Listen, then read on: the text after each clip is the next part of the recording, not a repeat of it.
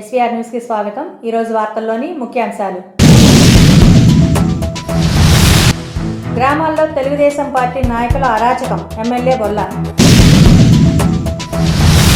జీవీని మర్యాదపూర్వకంగా కలిసిన మక్కెన.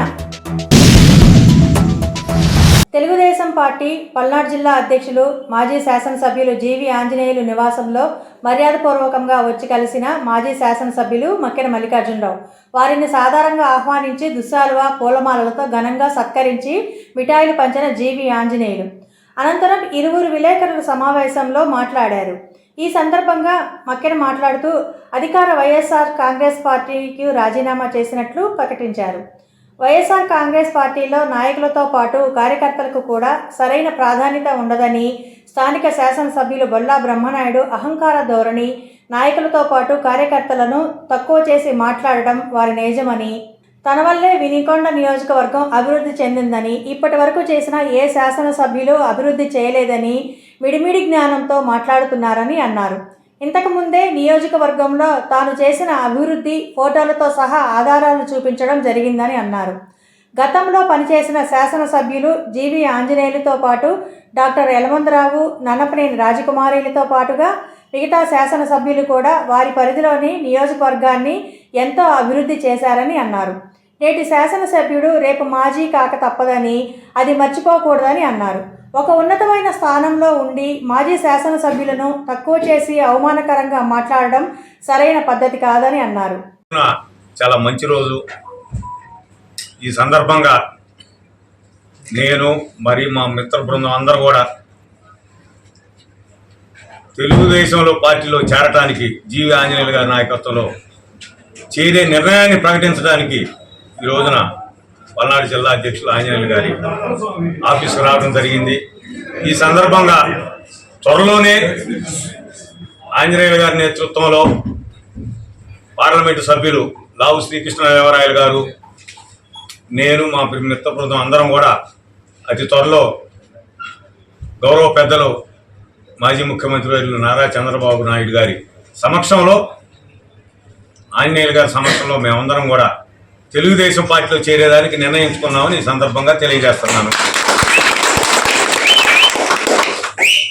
అదేవిధంగా మొట్టమొదటిగా జనసేన తెలుగుదేశం కంబైన్డ్ అభ్యర్థిగా వినుకొండ నియోజకవర్గం నుంచి నిన్ననే ప్రకటించినటువంటి జీవి ఆంజనేయులు గారికి సంపూర్ణ మద్దతును తెలియజేస్తాము. వారిని మంచి మెజార్టీతో ఈ నియోజకవర్గ శాసనసభ్యులుగా గెలిపించుకునే దానికి మేమంతరం కూడా కష్టపడి పనిచేస్తామని ఈ సందర్భంగా మీడియా మిత్రులందరూ కూడా తెలియజేస్తున్నాం.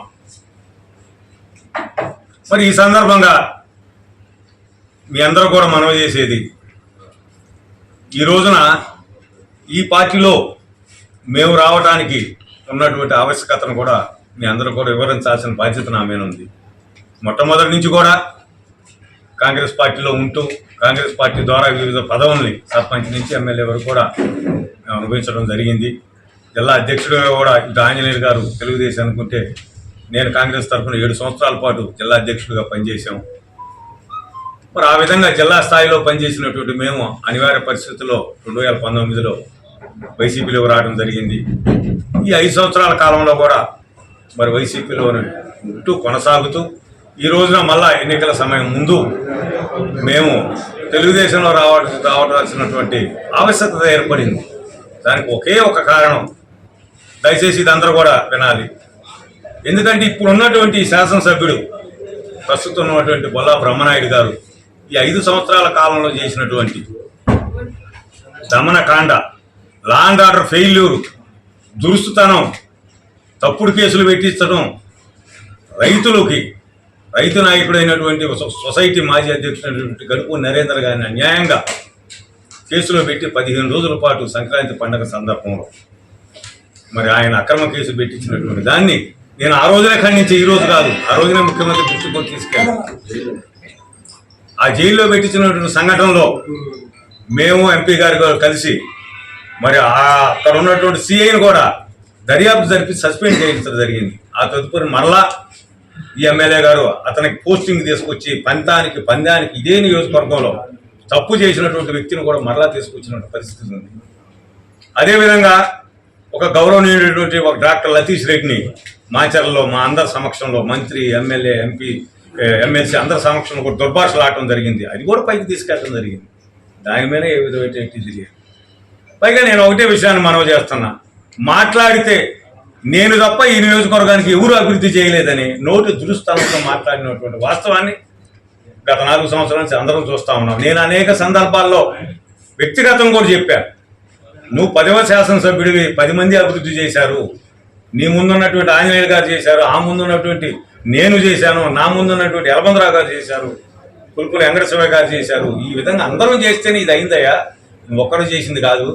దయచేసి ముందున్నటువంటి శాసనసభ్యుల్ని నువ్వు అవమానపరచగాకని నేను పార్టీలో ఉండి చెప్పడం జరిగింది. కానీ ఆయన ఏ రోజు ఆయన పద్ధతి మార్చుకోలేదు. దాన్ని మేము తీవ్రంగా ఖండిస్తూ ఉన్నాం.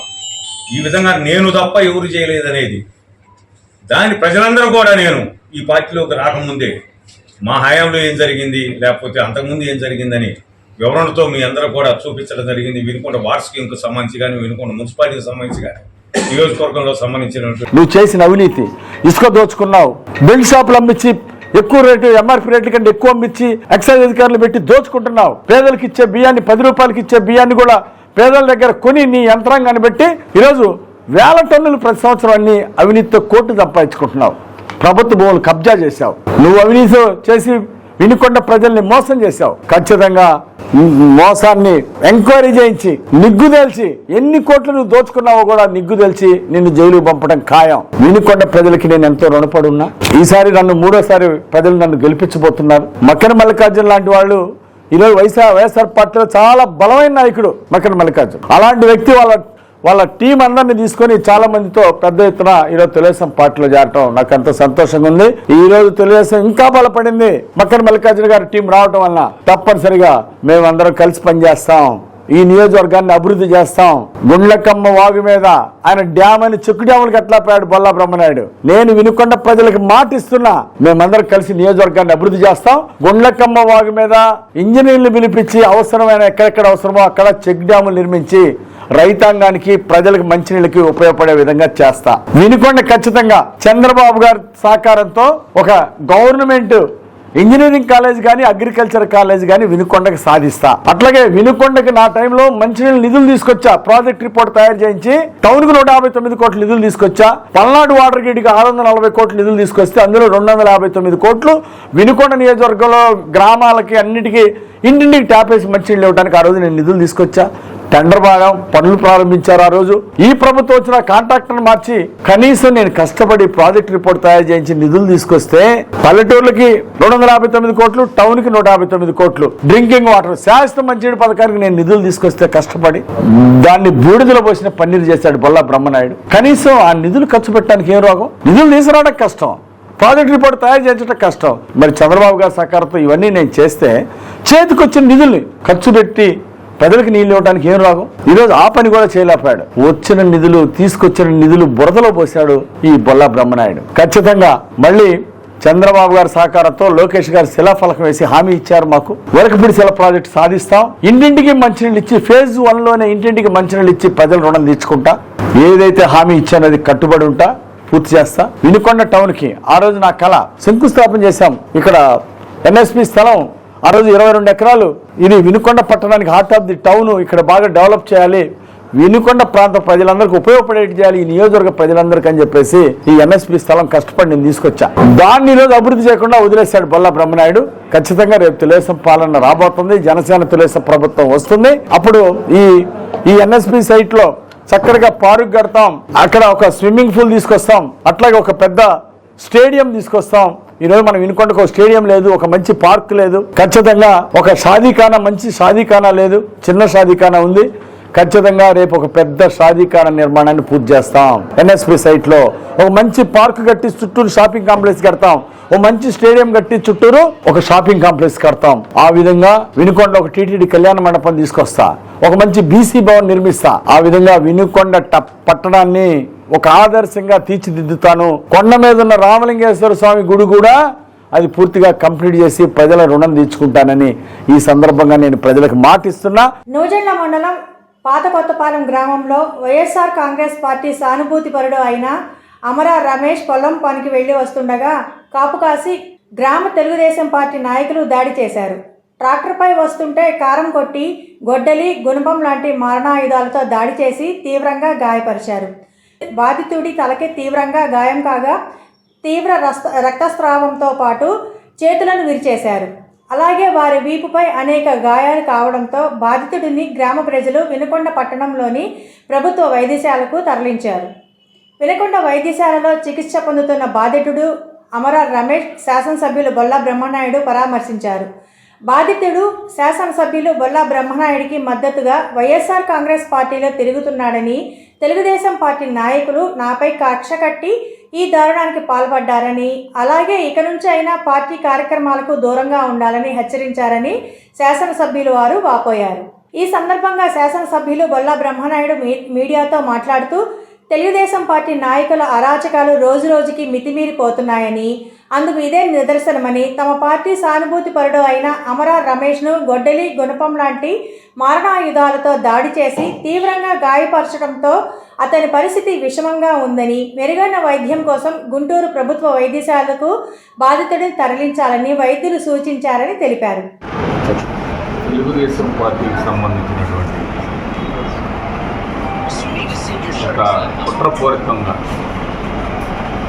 పాత కొత్తపాలెం గ్రామానికి నూజెండ్ల మండలం పాత కొత్తపాలెం గ్రామానికి సంబంధించిన మాకు రమేష్ అనే మా కార్యకర్త, మా నాయకుడు, అన్ని విధాల ఆయన పూర్తి స్థాయిలో పార్టీ అక్కడ ఎవరో ఉండకూడదు, ఆ పార్టీలో ఆడొక్కడే ఆ పార్టీలో ఉండటం ఏంటి అని చెప్పి ఇక్కడ ఉన్నటువంటి ప్రతిపక్ష నాయకుడు కావాలని మా గ్రామం, మాకు సంబంధించిన గ్రామం, మా పాత కొత్తపాలెంలో ఎవరో ఉండటానికి వీల్లేదు, అందరూ మా పార్టీలోనే ఉండాలనే ఒక కార్యక్రమంలో భాగంగా హత్యాకు పొగాకు ట్రాక్టర్ తోలుకొని వస్తుంటే అవతల వాళ్ళ ట్రాక్టర్తో గుద్దిచ్చి కంట్లో కారం జల్లి ఒక్కసారిగా మూకుమ్మడిగా దాడి చేసి ఈ విధంగా మరి ఇటు వచ్చి మొత్తం చేతులు ఇరిగిపోవటం, అదేవిధంగా ఆ బ్లడ్ ఈ విధంగా చేపించి ఇదంతా కూడా రక్తసిక్తంలో అక్కడే ట్రాక్టర్ను కూడా వదిలేపించి రక్తసిక్తమైనటువంటి ఈ రమేష్ని ఎంత దారుణంగా, మరి అంత దారుణంగా ఒక్కడిని చేసి కళ్ళల్లో కారం జల్లి కొట్టించడం అనేది అది గొప్పతనం అనుకుంటే, మరి ఆ గొప్పతనం మీ గొప్పతనం వంటని చేసి కొట్టడం కాదు. ఈ విధమైనటువంటి దుర్మార్గపు చర్యలకు పూనుకుంటున్న తెలుగుదేశం పార్టీ నాయకులు, కార్యకర్తలు ఇలా చేస్తూ ఎవరినో రౌడీలు, ఎవరినో గోండాలని మాట్లాడతారు. రౌడీలు ఎవరు, గోండాలు ఎవరు మీరు కాదా? మీ చంద్రబాబు నాయుడు గారి కాడ నుంచి, మీ లోకేష్ కాడ నుంచి మీరు అల్లర్లు చేయండి, ఎదుటి వ్యక్తులను కొట్టండి, వాళ్ళని కర్రలతో బాదండి, వాళ్ళని భయపెట్టండి, భయభ్రాంతులను చేయండి అని మాట్లాడటం అనేది ఎంతవరకు కరెక్ట్ అని అడుగుతూ ఉన్నాను. దానికి మూల్యం చెల్లించుకోక తప్పదని కూడా చెప్తున్నాను. మీరు ఈ విధమైనటువంటి దుర్మార్గపు చర్యలు ప్రజల్ని అల్లర్లు చేసి ప్రజల్ని భయభ్రాంతులు చేయాలనే ఒక కుట్రపూరితంగా మీరు ఇచ్చినటువంటి ఈ ఆలోచన, మీరు చేస్తున్నటువంటి ఈ ఆలోచనకి ఎంతవరకు కరెక్ట్ అని అడుగుతూ ఉన్నాను. మీరు మాట్లాడుతూ ఉన్నారు మేము నిజాయితీగా ఉన్నాం, వాళ్ళు అల్లర్లు చేస్తున్నారు, గొడవలు చేస్తున్నారని. మీ అల్లర్లు, మీ గొడవలు, మీ అభిప్రాయాలు, మీ ఆలోచనలు మేము రిగ్గింగ్ చేసుకుంటాం.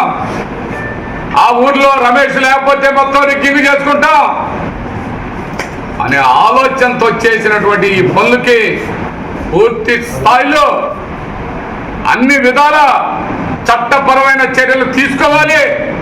ఎలక్షన్ కమిషనర్ కూడా దీని మీద ఆలోచించాలి. ఎలక్షన్ కమిషనర్ ఒక్కసారి గుర్తు చేసుకోండి, మీరు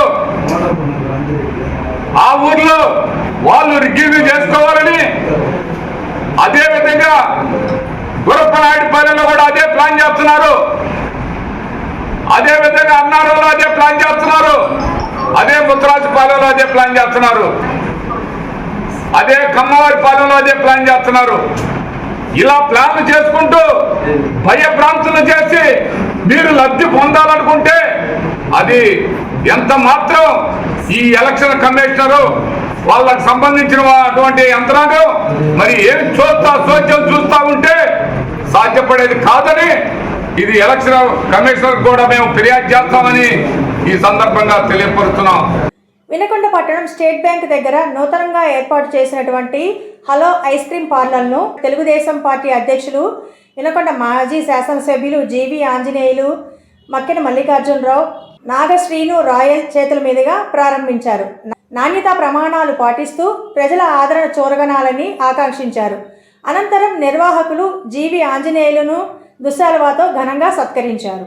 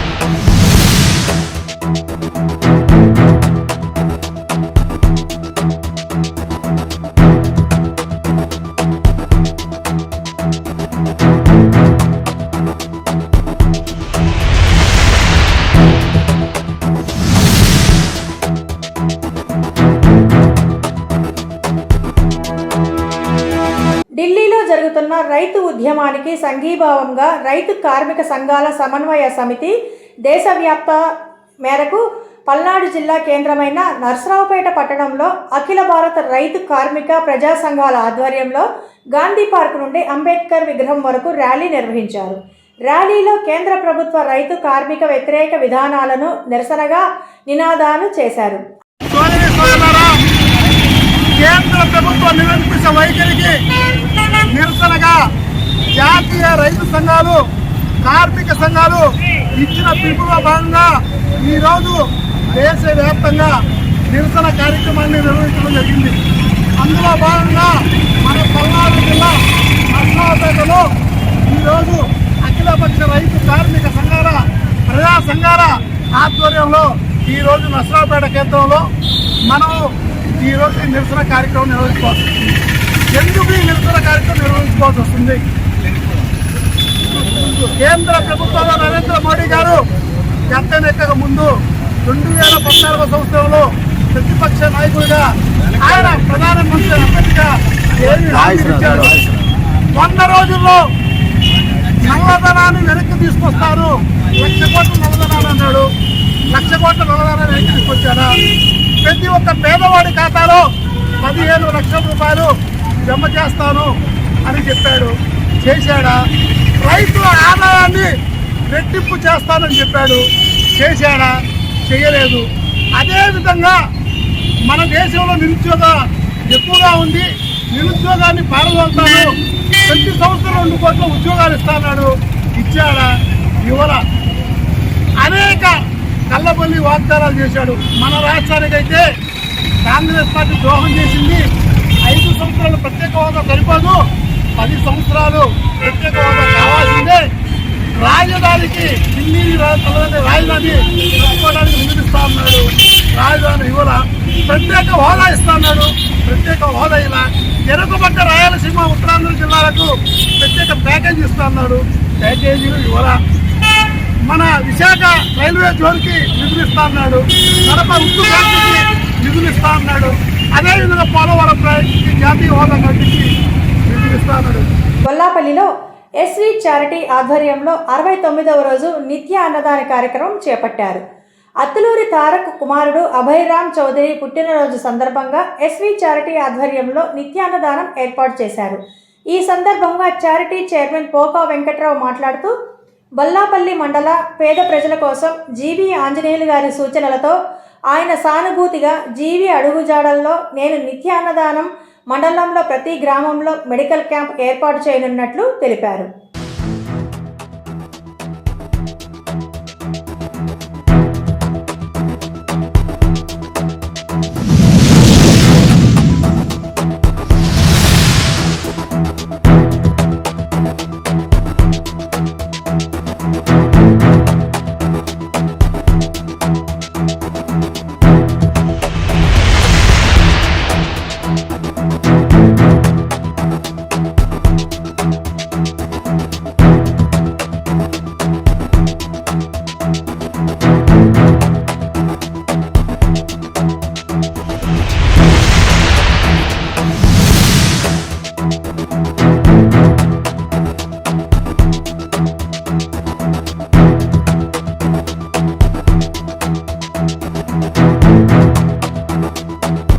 అమృత్ భారత్ స్టేషన్ పథకంకు వినుకొండ రైల్వే స్టేషన్ ఎంపికైంది.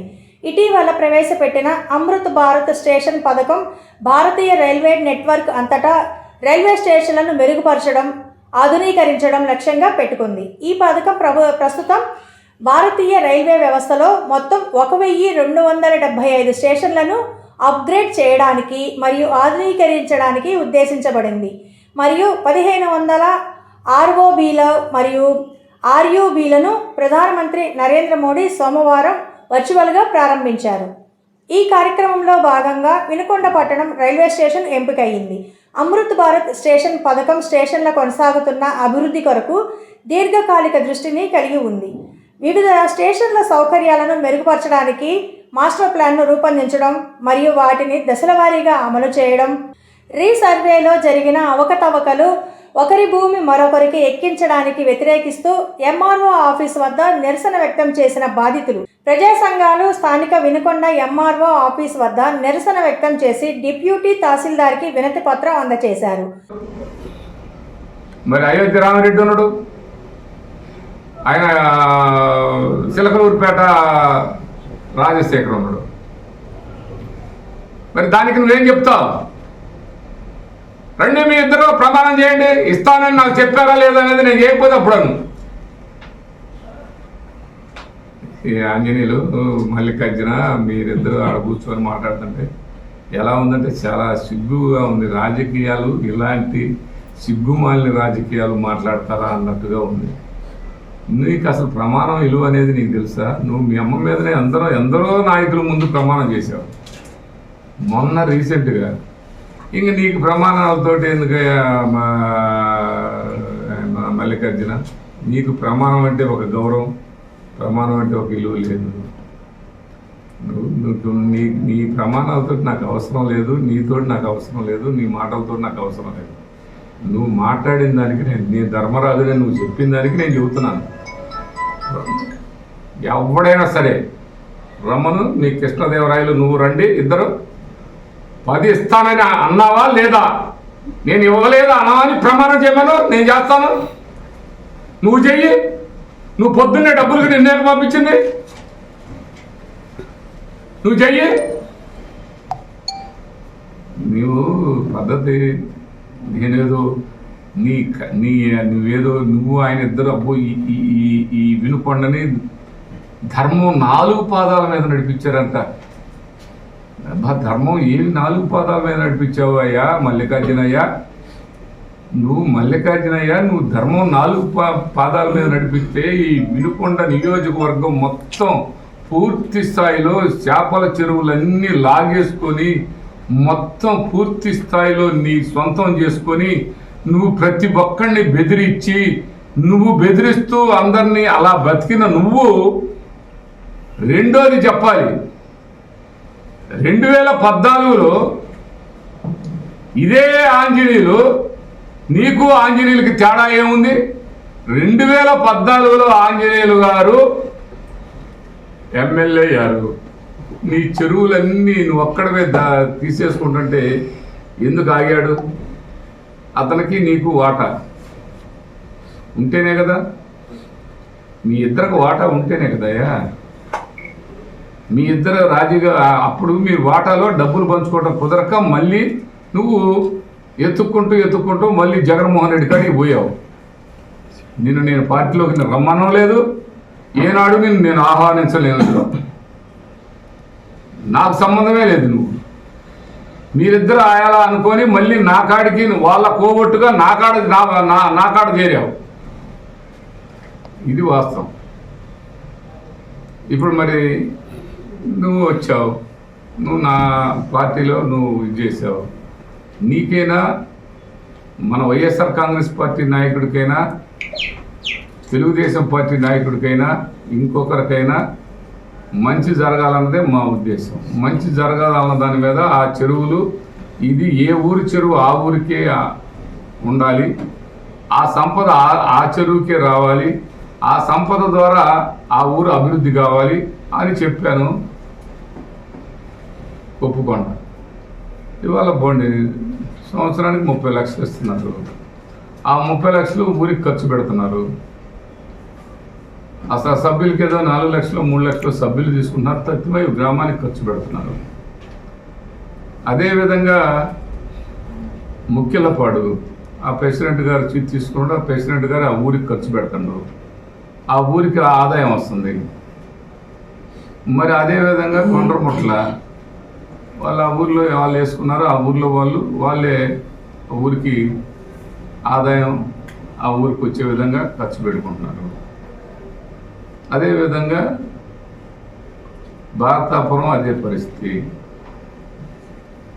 అదేవిధంగా మీరు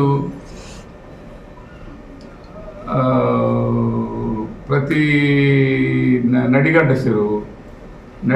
చెరువు నీ దుర్మార్గం, నువ్వు మాట్లాడే దుర్మార్గం. 2012లో సెంట్రల్ గవర్నమెంట్ దానికి 10 గ్రామాలకి నీళ్ళు ఇవ్వమని ట్యాంకులన్నీ కట్టారు. 10 గ్రామాలకి, అందులో నీలగంగారం, అందుగుల కొత్తపాలెం, ఉప్పుకొండ, నడిగడ్డ, పాకాళ్ళు, భారతాపురం ఈ గ్రామాలన్నిటికీ 2012లో మంచినీటి స్కీమ్ శాంక్షన్ అయింది. అన్ని ట్యాంకులు అన్నీ తయారు చేసుకొని లైన్లు వేసుకునేటప్పుడు దీనికి చెరువు ట్యాంకు చేయాలని నడిగడ్డ చెరువు ట్యాంకు చేయాల్సిన అవసరం వచ్చినప్పుడు ఆ ట్యాంకుకి నేను పొలం ఇవ్వనని చెప్పి వాళ్ళ చేత కోర్టులో వేయించి ఈ 10 గ్రామాలకి నీళ్ళు ఇవ్వకుండా చేసింది ఎట్లా అవుతావా?